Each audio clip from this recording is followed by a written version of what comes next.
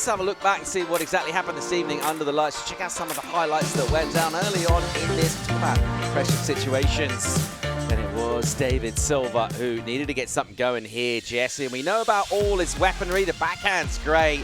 And this was an incredible move. Absolutely huge in terms of the height of this. I mean, I think the most critical air we have so far in this heat, and that's all because of where he approached it and how he approached it. You're going to see his nose going very up vertical in the air. Instead of kind of gaining ground lateral, he just went skyrocket up in the air, landed on the top, floated throughout, and that was just impressive from him.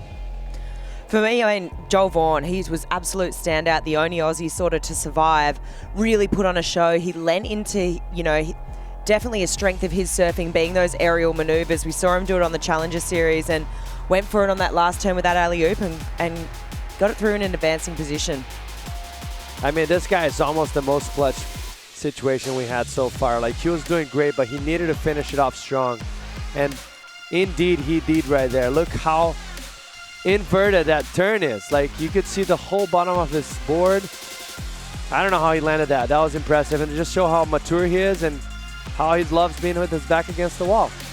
And then last but not least, definitely Mateus here. For me, I mean, he's surfing so well in this pool. It's absolutely incredible. And to wait till this very last moment of today, he's been, like you said, Jesse, he was here at 7 a.m. He's not leaving until 10 p.m. And just to deal with that sort of pressure all day and then have that one run, put it all on the line, and then, have to watch Leo after you.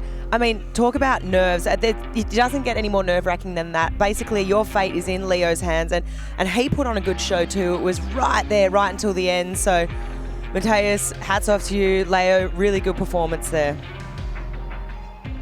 Yeah, it'd be disappointing for Fioravanti. He had to just grit his teeth, really, and say, well done there to Mateus Hurdy.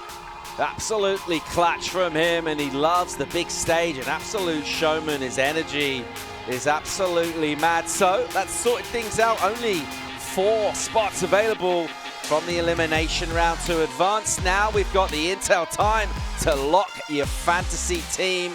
Get it locked in, make your picks. See where you can go here at stop number 2. Have your fun with that.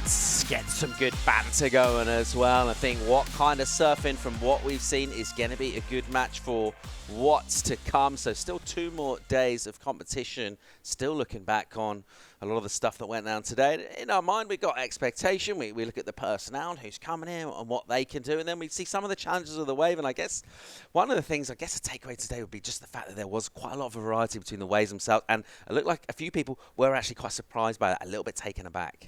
Yeah, and I think mostly in the very first heats of the day, we had such a strong winds.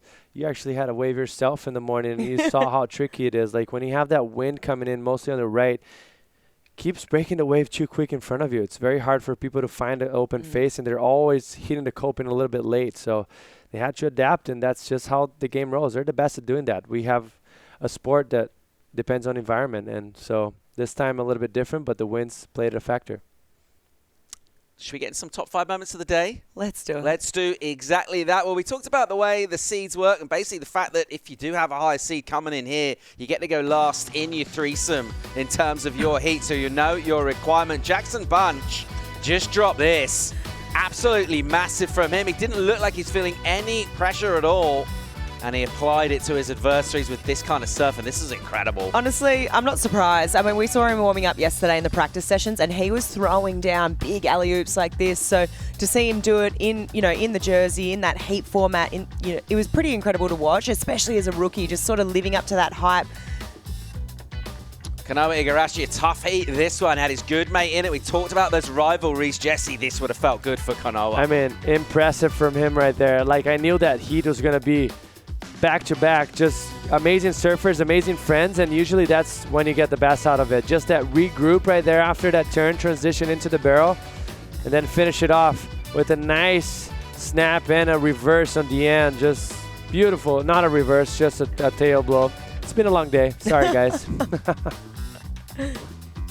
And and some heats just really leap out at you from the draw, don't they, Flick? We knew this was going to be good, and we knew Italo was going to absolutely bring it. Yeah, Italo performs well in the wave pool. It's no secret there. He was definitely one of the top 5 picks coming into this event.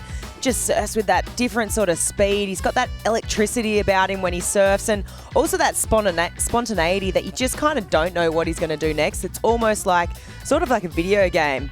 But he had a tough draw. I mean, he came up against Joel Vaughan and Bronson as well. So wildcard and the rookie went down to Italo. Griff Dog doesn't mess around. True to form here, Jesse.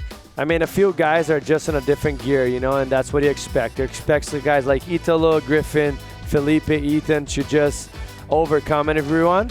And they're still not 100%. They're going 70 right there, and that's how good they look on 70%. And for me, Griffin, that all comes because of his bottom turning. Like, great bottom turning, very calm off the face of the wave, and gives him just a lack of opportunities in front.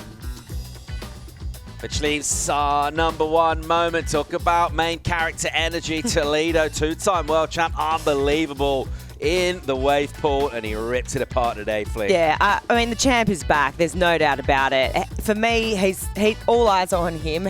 For me, he's the bar. He's set the bar. And expectations, and he lived up to them today. And you know what? This wave, he didn't even need to go above the lip, which says to me, speaks to your point, Jesse, he's only at about 70%, maybe less. Maybe less. I wouldn't be surprised. I talk about Griffin, but this guy's probably on his 50.